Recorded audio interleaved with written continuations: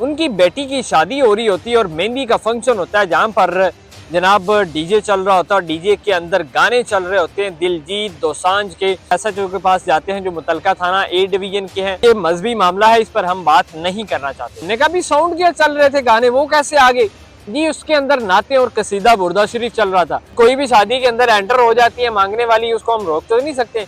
आप ये बताएं कि आपके घर के अंदर कोई घुस सकता है? क्या उसकी औकात है कि वो वहां पे मदरसे के बेसमेंट के अंदर, जहाँ पे बच्चे हिफज करते हैं, पढ़ते हैं, बच्चियां तालीम हासिल करती हैं, डीएसपी का जनाब कहना ये है कि उनसे जब बात की गई कि आप बताएं कि क्या मामला, वो तो इस बात से मुकर गए। वो कहते हैं ये कारी साहब का घर है। यानी जो लोग तो ये ट्रस्ट करते हैं ना भाई उलमाए कराम पर, क्योंकि ये दीन चला रहे हैं, ये दीन सिखाने वाले हैं, हमने इनसे सीखना है, हमारी नस्लों ने सीखना है। अस्सलाम वालेकुम, मैं हूँ आपका मेजबान नली बादामी।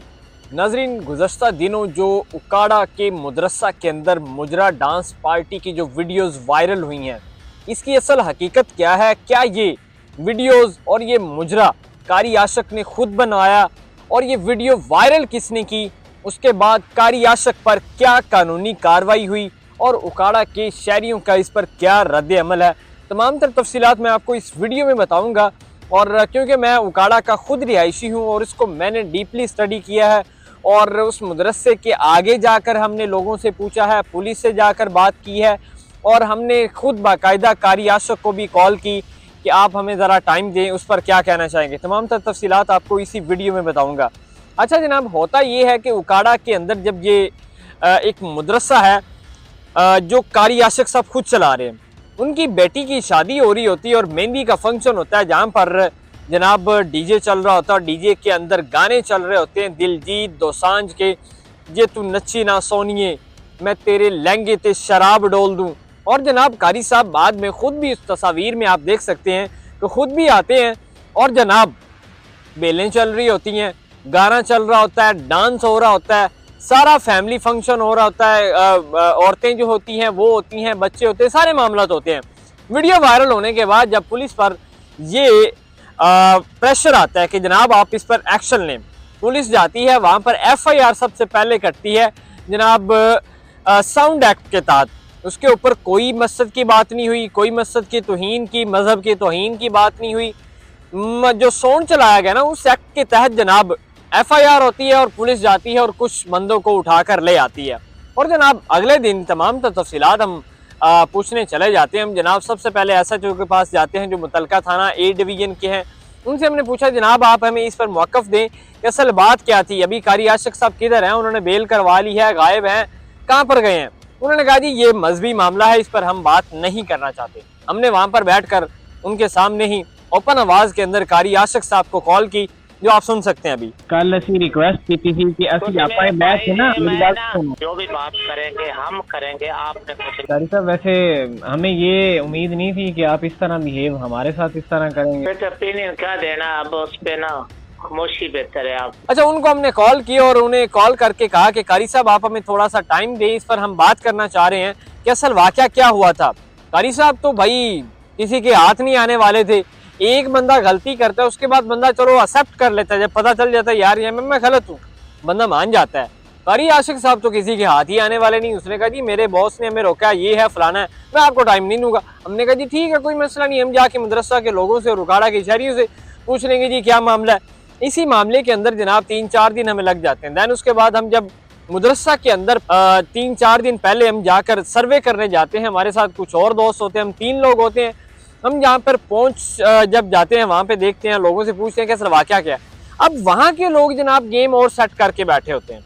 उनका ये कहना होता है जनाब कि कारी साहब की पुरानी दुश्मनी थी और वो बंदे अंदर आ जाते हैं, कारी साहब अपने घर होते हैं और जो है साउंड के अंदर, हमने कहा भी साउंड क्या चल रहे थे गाने, वो कैसे आगे जी? उसके अंदर नाते और कसीदा बुर्दा शरीफ चल रहा था। हमने कहा चलें जी ठीक है, मान लेते हैं। आप ये बताएं कि नाचने वाले खुसरे और ये जो औरतें हैं ये कहाँ से आ गई? ये जी उनका कहना है जी कोई भी शादी के अंदर एंटर हो जाती है मांगने वाली, उसको हम रोक तो नहीं सकते। आप ये बताएं कि आपके घर के अंदर कोई घुस सकता है? आपके घर के अंदर कोई जिसको आप जानते ही नहीं उसकी एंट्री हो सकती है? आपके घर के अंदर साउंड लगे हुए जिसके ऊपर कसीदा बुर्दा शरीफ है, उस बंदे की जो साउंड चलाने वाला है उसकी क्या मजाल है? क्या उसकी औकात है कि वो वहाँ पे मदरसे के बेसमेंट के अंदर, जहाँ पे बच्चे हिफज करते हैं, पढ़ते हैं, बच्चियाँ तालीम हासिल करती हैं, वहाँ वो कैसे गाने चल सकते हैं? अच्छा जी, वो एंटर होती जी मांगने वाली, वो जी नाचना शुरू कर देती हैं जी, कारी साहब की आते आते वीडियोस बन जाती हैं। यार आप किन को पागल बना रहे हैं? या तो फिर हम सारे लोग पागल हैं, तो या तो फिर आप हमें बना रहे हैं। और फिर जो है इसके अंदर जो एक मेन चीज आती है कि पुलिस और कानूनी कार्रवाई कहाँ पे होती है, वो तो फिर खुदा हाफिज है ना, आप उनकी तो बात ही ना करें। डीएसपी का जनाब कहना ये है कि उनसे जब बात की गई कि आप बताएं कि क्या मामला, वो तो इस बात से मुकर गए। वो कहते हैं ये कारी साहब का घर है।